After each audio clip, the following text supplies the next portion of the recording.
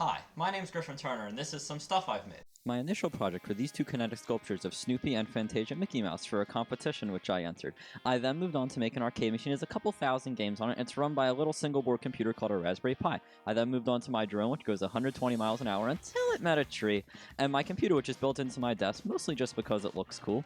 And a NAS to go along with it. I made a 6.5 foot tall wooden Lego man, because why not? And my first go-kart, which is a restoration of a 1980s racing go-kart, was completely taken apart and restored. I then made the flamethrower, which is a bit of a silly project. This is at about 600 psi. At about 2,000 psi, it'll shoot about 50 feet, which is a little excessive. It's a scuba tank filled with gasoline, pressurized with CO2. I did Vex Robotics in middle school, which made the transfer to the first robotics in high school very, very easy. Where I'm the mechanical lead, where I designed this robot. I'm very, very happy with how the arm articulates and moves, along with how the cone self-orients, especially considering how simple the robot is. I also fixed this robot to shoot half-court shots at a basketball game.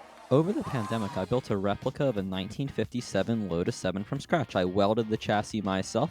It's powered by a BMW 320i engine from a car which I stripped, making about 130 horsepower. The body is completely custom carbon fiber, which I made in its entirety, and it's a lot of fun to drive.